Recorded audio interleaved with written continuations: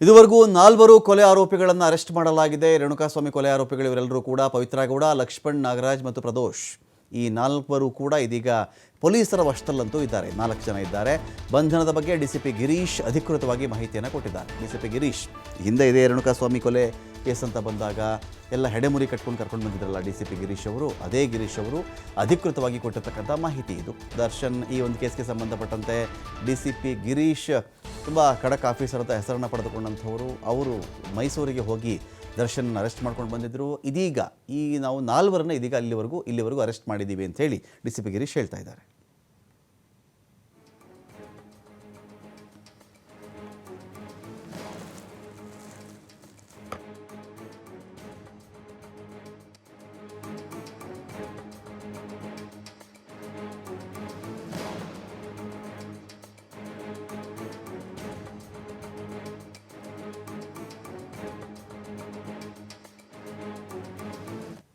ಎಷ್ಟು ದಿನ ಇರಬೇಕಾಗುತ್ತೆ ಇವರೆಲ್ಲರೂ ಕೂಡ ಜೈಲಲ್ಲಿ ಅಂತ ಒಂದು ಪ್ರಶ್ನೆ ಬಂದಾಗ ಮುಂದಿನ 6 ತಿಂಗಳ ಕಾಲ ಇವರೆಲ್ಲ ಜೈಲಲ್ಲೇ ಇರಬೇಕಾಗುತ್ತೆ ಅಂತ ಹೇಳಿ ಒಂದು ವಿಷಯ ಬರ್ತಾ ಇದೆ. ಇಲ್ಲಿ ಶೀಘ್ರವೇ ವಿಚಾರಣೆಯನ್ನು ಆರಂಭ ಮಾಡಬೇಕು ಅಂತೇಳಿ ಸುಪ್ರೀಂ ಕೋರ್ಟ್ ಒಂದು ಕಡೆ ಸೂಚನೆ ಕೊಟ್ಟಿದೆ.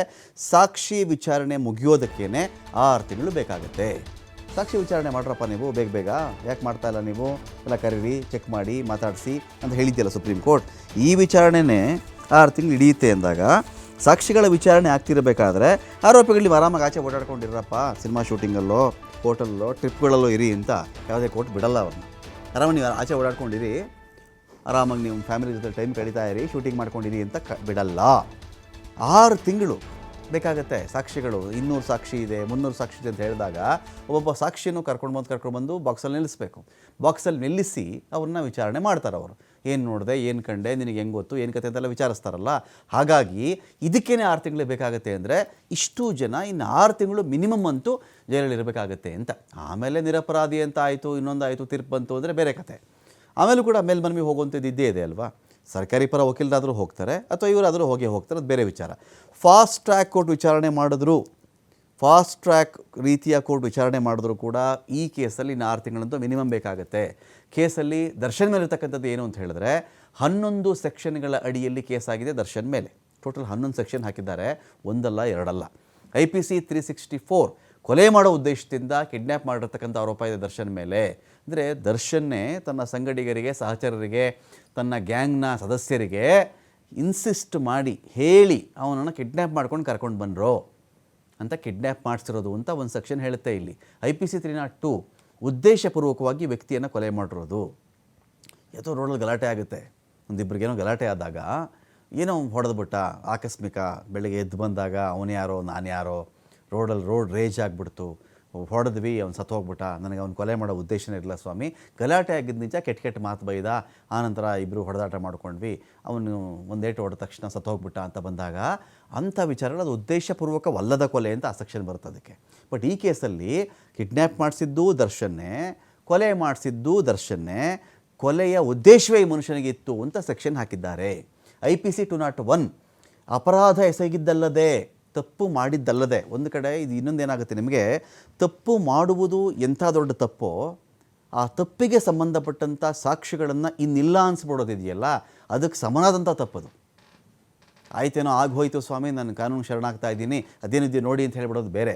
ಎಲ್ಲೂ ಒಂದು ಸಣ್ಣ ಎವಿಡೆನ್ಸ್ ಸಿಕ್ಕಬಾರ್ದು ನನ್ನ ವಿರುದ್ಧವಾಗಿ ಅಂಥೇಳಿ ವ್ಯವಸ್ಥಿತವಾಗಿ ಸಾಕ್ಷಿ ನಾಶಕ್ಕೆ ಟ್ರೈ ಮಾಡುವ ಪ್ರಯತ್ನ ಮಾಡುವಂಥ ಕೆಲಸ ಇದೆಯಲ್ಲ, ಇದೇನಾಗುತ್ತೆ IPC ಸೆಕ್ಷನ್ 201 ಬರುತ್ತೆ ಇದರ ಅಡಿಯಲ್ಲಿ. ಅಂದರೆ ಒಂದು ಕೊಲೆ ಆಯಿತು, ಓಕೆ, ಕೊಲೆ ಆಗಿ ಹೋಗಿದೆ, ಅದೊಂದು ಘಟನೆ.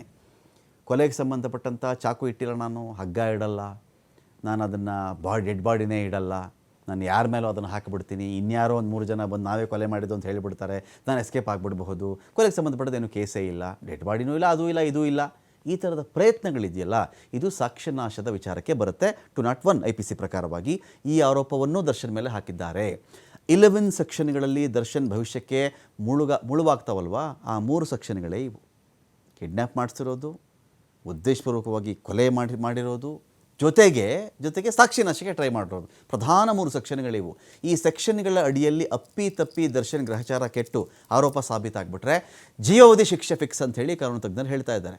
ಲೈಫ್ ಟೈಮ್ ಪ್ರಜ್ವಲ್ ರೇವಣ್ಣನಿಗೆ ಆಯ್ತಲ್ಲ, ಆಜೀವ ಪರ್ಯಂತ ಅವನ ಕೊನೆ ಉಸಿರಿರೋವರೆಗೂ ಅವನು ಜೈಲಲ್ಲೇ ಕಳೀಬೇಕು ಅಂತ ತೀರ್ಪಿರೋದು ಕೆಳ ಹಂತದ ನ್ಯಾಯಾಲಯದಲ್ಲಿ.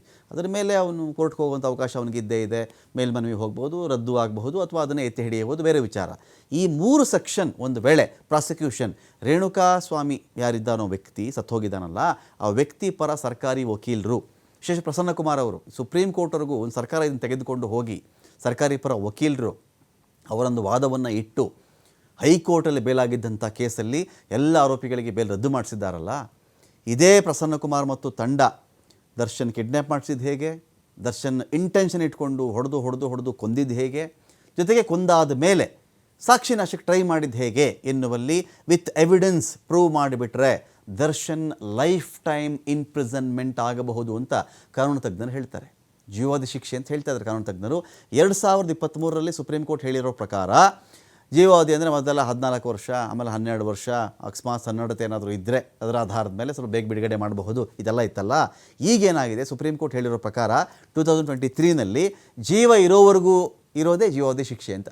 ಜೀವ ಅವಧಿ, ಜೀವ ಇರುವವರೆಗಿನ ಅವಧಿ, ಅಲ್ಲಿವರೆಗೂ ಜೈಲಲ್ಲೇ ಇರಬೇಕು ಅವನು ಅಂಥೇಳಿ ಸುಪ್ರೀಂ ಕೋರ್ಟ್ ಅದನ್ನು ಕ್ಲಿಯರಾಗಿ ಹೇಳಿದೆ. 14 ವರ್ಷ ಇರೋಂಗಿಲ್ಲಪ್ಪ, ಅದೆಲ್ಲ ಹಳೇದಾಯಿತು, ಆ ಥರದ್ದು ಎಲ್ಲೂ ಇಲ್ಲ. ಅವನ ಲೈಫ್ ಎಲ್ಲಿವರೆಗೂ ಉಸಿರಿರುತ್ತೋ ಅಲ್ಲಿವರೆಗೂ ಅವನು ಜೈಲಲ್ಲಿರಬೇಕು ಅಂತ. ಪ್ರಜ್ವಲ್ ರೇವಣ್ಣ ಪ್ರಕರಣದಲ್ಲಿಯೂ ಜನಪ್ರತಿನಿಧಿಗಳ ಕೋರ್ಟ್ ಸ್ಪಷ್ಟಪಡಿಸಿತ್ತು ಇದನ್ನು, ಜೀವ ಇರೋವರೆಗೂ ಜೈಲಲ್ಲೇ ಇರಬೇಕು ಅಂಥೇಳಿ. ಪ್ರಜ್ವಲ್ಗೆ ಇದೀಗ ಆದೇಶ ಆಗಿದೆ. ದರ್ಶನ್ ಪ್ರಕರಣದಲ್ಲಿ ಆ 3 ಸೆಕ್ಷನ್ ಬೇರೆ ಬಿಟ್ಬಿಡಿ, ಆ 3 ಸೆಕ್ಷನ್ನಲ್ಲಿ ಪ್ರಾಸಿಕ್ಯೂಷನ್ ಪ್ರೂವ್ ಮಾಡಿಬಿಟ್ರೆ ಜೀವನ ಪರ್ಯಂತ ಜೈಲಲ್ಲಿರಬೇಕಾಗತ್ತೆ ಅಂತ ಚಾನ್ಸಸ್ ಕೂಡ ಇದೆ. ಜೀವಾವಧಿ ಶಿಕ್ಷೆ ಆದೇಶ ಏನಾದರೂ ಆಗಿಬಿಟ್ರೆ ದರ್ಶನ್ ಕೆರಿಯರ್, ಸಿನಿಮಾ ಬಿಟ್ಟುಬಿಡಿ, ಇವಾಗ ಸೆಕೆಂಡ್ರಿ ಆಗಿಬಿಡುತ್ತೆ ಇಂಥ ಟೈಮಲ್ಲಿ. ಒಬ್ಬ ವ್ಯಕ್ತಿಗೆ ಸಿನಿಮಾ ಕೆರಿಯರ್ ಬಿಟ್ಟುಬಿಡಿ, ಅಯ್ಯಪ್ಪನೊಂದು ಜೀವನ ಇದೆಯಲ್ಲ, ಮನುಷ್ಯನೊಂದು ಜೀವನ ಇರುತ್ತಲ್ಲ, ಜೀವನದ ಕೆರಿಯರ್ ಹೇಳಿ, ಜೀವನ ಅವ್ರ ಒಂದು ಹೆಂಡತಿ, ಮಗ, ತಾಯಿ, ಸಹೋದರ, ಒಂದು ಬದುಕು, ತಂದೊಂದು ಕನಸು, ತಂದೊಂದು ಗುರಿ, ಇದೆಲ್ಲ ಇರುತ್ತಲ್ಲ, ಫಸ್ಟ್ ಇದೇ ಕಮರಿಗೆ ಹೋಗ್ಬಿಡುತ್ತೆ. ನೆಕ್ಸ್ಟ್ ಬಂದಾಗ ಸಿನಿಮಾ ಕೆರಿಯರ್, ಆವಾಗ ಸೆಕೆಂಡ್ರಿ ಆಗಿಬಿಡುತ್ತೆ. ಅದು ಘಟ ಇದ್ದರೆ ಮಠ ಕಟ್ಬೋದು ಬಿಡ್ರಿ ಅಂತಾರಲ್ಲ ಹಾಗೆ, ಘಟ ಇದ್ದರೆ ಮಠ ಕಟ್ಬೋದು ಬಿಡ್ರಿ ಅಂತಾರಲ್ಲ ಹಾಗೆ, ಈ ಘಟನೆ ಜೈಲೊಳಗಡೆ ಇದ್ದರೆ ಏನು ಮಾಡೋದು ಅಂಥೇಳಿ ಈ 3 ಸೆಕ್ಷನ್ಗಳ ವಿಚಾರದಲ್ಲಿ ದರ್ಶನ್ ಕಡೆಯಿಂದ ಏನು ವಾದ ಬರುತ್ತೆ, ಪ್ರಾಸಿಕ್ಯೂಷನ್ ಏನು ಹೇಳುತ್ತೆ, ಬಹಳ ಇಂಟ್ರೆಸ್ಟಿಂಗ್ ವಿಚಾರ ಅದು.